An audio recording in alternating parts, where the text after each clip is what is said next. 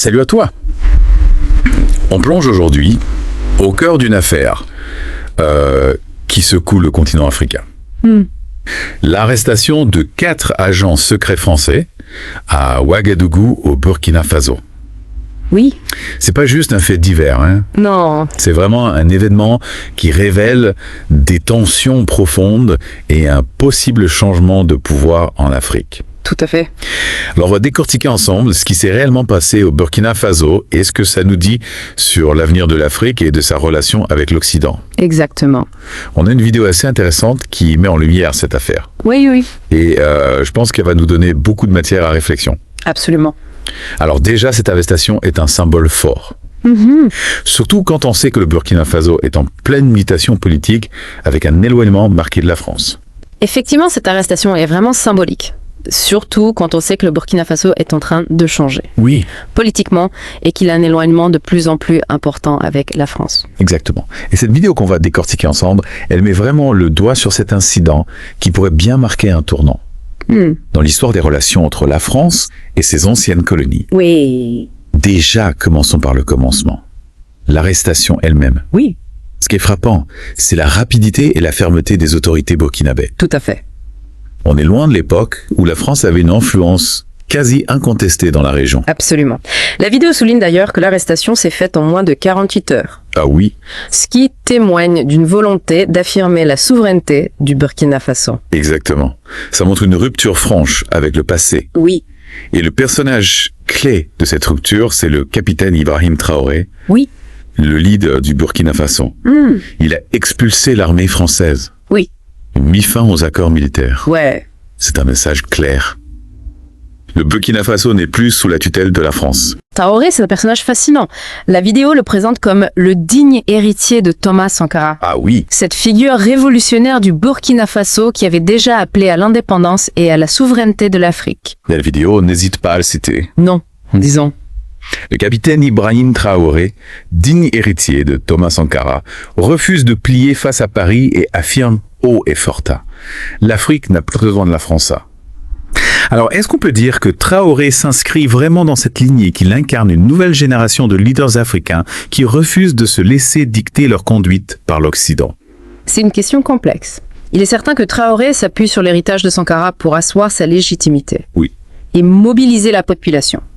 Le parallèle est évident, la vidéo le met bien en avant, mais est-ce que cela signifie que Traoré poursuivra la même politique avec les mêmes ambitions et les mêmes contradictions? Oui. C'est là que le débat est ouvert. D'accord, donc il y a un héritage assumé, mais peut-être aussi une volonté de se démarquer, Oui, de tracer sa propre voie. exactement. Et c'est là que l'analyse de la vidéo devient intéressante. Elle nous propose une vision, un récit. Oui. Mais il faut aller au-delà de cette narration pour comprendre les enjeux réels de la situation. Et justement, parlons de la réaction de la France face à cet incident. La vidéo décrit une France en panique, qui cherche par tous les moyens à récupérer ses agents. Oui. Macron a tenté une médiation, puis a exercé des pressions diplomatiques, mais sans succès. C'est vrai, la vidéo insiste sur l'échec de la France, sur son impuissance face à la détermination du Burkina Faso. Elle mentionne même l'implication du Togo et des Émirats arabes unis dans les tentatives de médiation, soulignant la complexité des relations internationales en jeu. Et au final, la France a dû se tourner vers le Maroc pour obtenir la libération de ses agents. La vidéo qualifie cet épisode des humiliations diplomatiques totales. Oui. C'est un camouflet pour la France. Ah. Non. Oui, c'est un revers diplomatique important qui montre que la France n'a plus la même influence qu'auparavant en Afrique. Et la vidéo exploite cet aspect de manière assez efficace en jouant sur le sentiment d'humiliation pour attiser les tensions et les ressentiments. Alors, est-ce que c'est la fin de l'influence française en Afrique? Est-ce que cet incident au Burkina Faso est le signe d'un mouvement plus large, d'un véritable tournant? C'est la grande question que pose la vidéo et à laquelle on va essayer de répondre ensemble. Oui. Ce qui est certain, c'est que le Burkina Faso n'est pas un cas isolé. La vidéo le dit elle-même. D'autres pays comme le Mali, le Niger ou la Centrafrique prennent également leur distance avec la France. Oui. On assiste à une véritable lame de fond panafricaine. Alors, on va creuser tout ça ensemble. Mais avant, on va faire une petite pause. Parfait. On se retrouve dans quelques instants pour continuer notre analyse. Donc on a vu que la France a perdu de son influence au Burkina Faso, mais ce qui est intéressant, c'est que cette tendance va au-delà de ce seul pays. On observe un peu partout en Afrique une volonté de diversification des alliances. Oui, la vidéo mentionne le rapprochement du Burkina Faso avec la Russie et la Chine. Mais est-ce que c'est vraiment un choix stratégique à long terme ou juste une réaction épidermique face à l'Occident? C'est une question pertinente. On voit des pays africains s'ouvrir à de nouveaux partenaires comme la Turquie, le pays du Golfe ou même l'Inde. Alors, on ne peut pas réduire la situation à un simple duel entre la France et ses anciennes colonies. La réalité est bien plus complexe. Exactement. Cette diversification des alliances donne aux pays africains une plus grande marge de manœuvre. Oui, Ils peuvent négocier de meilleures conditions pour eux-mêmes sans être dépendants d'une seule puissance. et la France, comment réagit-elle face à ces nouveaux partenariats? Surtout avec des puissances comme la Russie ou la Chine, qu'elle considère souvent comme des rivales. La vidéo décrit une France inquiète qui voit son influence s'éroder. Elle a longtemps considéré l'Afrique comme son précaré et elle a du mal à accepter l'arrivée de nouveaux acteurs sur le terrain. Mais cette perte d'influence de la France, est-ce qu'elle ne risque pas de créer un vide qui pourrait être comblé par des puissances moins bien intentionnées? C'est un débat important. Certains craignent que la Russie ou la Chine profitent de la situation pour asseoir leur propre domination sur le continent. D'autres pensent que ces nouveaux partenariats peuvent être bénéfiques pour l'Afrique s'ils sont basés sur le respect mutuel et la coopération. C'est une période de transition avec beaucoup d'incertitudes. Oui. Difficile de prévoir l'avenir. Oui, on assiste à une recomposition du paysage géopolitique africain avec de nouveaux acteurs et de nouveaux enjeux. L'affaire des agents secrets français a mis en lumière ces transformations en cours. La vidéo, avec son ton provocateur, reflète ce désir d'émancipation qui traverse le continent. Oui, elle exprime une vision d'une Afrique qui veut prendre son destin en main. On peut ne pas partager tous les points de vue exprimés dans cette vidéo, mais il est important de les entendre. C'est ça l'intérêt de notre deep dive. Explorer différentes perspectives, même les plus controversées, pour mieux comprendre les enjeux. L'affaire des agents secrets français nous montre que l'Afrique est un continent complexe en pleine effervescence. Il faut s'informer de manière critique et nuancée pour en saisir toutes les subtilités. On est loin des reportages simplistes qu'on voit parfois dans les médias traditionnels. Oui, il faut sortir des clichés et s'intéresser à la diversité des points de vue et des expériences qui existent sur le continent africain. Et pour revenir à cette affaire, elle nous rappelle que l'Afrique est en mouvement, que les rapports de force sont en train de changer. Absolument. Et ce n'est que le début. On peut s'attendre à de nombreux rebondissements dans les mois et les années à venir. Justement, on a beaucoup parlé de géopolitique, mais on n'a pas encore abordé les conséquences concrètes de ces changements pour les populations africaines. C'est un aspect essentiel. Car au-delà des jeux diplomatiques, ce sont bien les populations africaines qui sont les premières concernées par ces mutations. On a beaucoup parlé de la vision de la vidéo, mais est-ce qu'on peut vraiment parler d'une Afrique unie face à l'Occident? La réalité n'est-elle pas plus complexe que ça va? La vidéo présente une vision assez manichéenne, c'est vrai. Elle oppose l'Afrique à l'Occident, mais la situation est bien plus nuancée. Il y a beaucoup de nuances.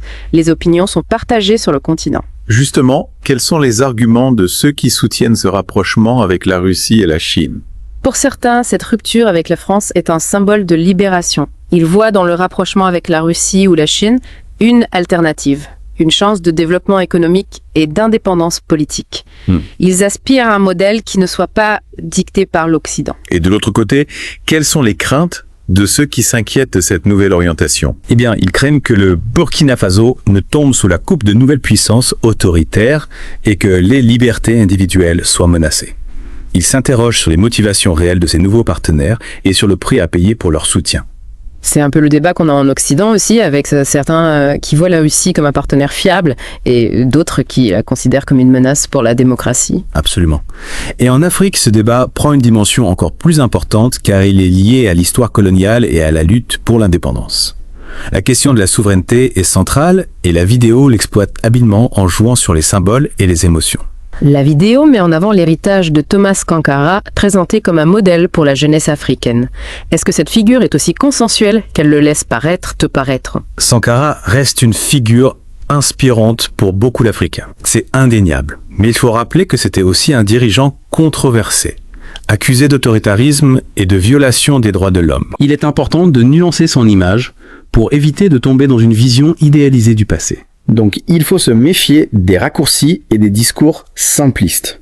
L'histoire de l'Afrique est complexe, et on ne peut pas la résumer à un simple affrontement entre le bien et le mal. Tout à fait. Il faut analyser les faits avec nuance et discernement. La vidéo, elle propose une lecture assez tranchée en opposant les bons africains aux méchants occidentaux. Mais la réalité est bien plus subtile que ça. Alors concrètement, quel est l'impact de ces changements pour les populations africaines? Est-ce qu'on peut déjà en tirer des conclusions Fikirch? C'est difficile à dire avec certitude car la situation est en pleine évolution. Mais on peut observer certaines tendances. Sur le plan économique, par exemple, le rapprochement avec la Chine a permis de financer de grands projets d'infrastructure au Burkina Faso. Ça a un impact positif sur le développement du pays, mais est-ce que ce développement profite à tous? C'est une question importante. Oui, la vidéo ne s'attarde pas trop sur cet aspect. Elle préfère insister sur le symbole, sur la rupture avec l'ancien colonisateur. Exactement. Et c'est là qu'il faut être vigilant. Ces grands projets, souvent bénéficiant surtout aux élites, les populations les plus pauvres ne voient pas forcément d'amélioration concrète de leur quotidien. Il y a aussi le risque d'un endettement massif qui pourrait fragiliser l'économie du pays à long terme. Et sur le plan politique, quelles sont les conséquences de ce rapprochement avec la Russie? La Russie fournit un soutien militaire au Burkina Faso pour lutter contre les groupes djihadistes, c'est vrai. Mais on peut s'interroger sur le prix de cette aide en termes d'influence politique et de concessions économiques. Est-ce qu'on ne risque pas de remplacer une dépendance par une autre sceau? C'est une question cruciale. Finalement, l'Afrique est-elle en train de se libérer de l'influence occidentale, comme le suggère la vidéo? L'Afrique est engagée dans un processus de libération, c'est certain. Mais il est encore trop tôt pour parler d'une liberté totale. L'influence occidentale reste importante, notamment sur le plan économique.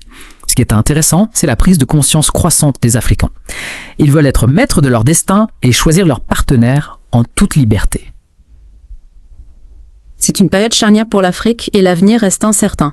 On voit émerger de nouvelles dynamiques, de nouveaux rapports de force. Il est crucial de suivre ces transformations de près pour comprendre ce qui se joue sur le continent. Absolument.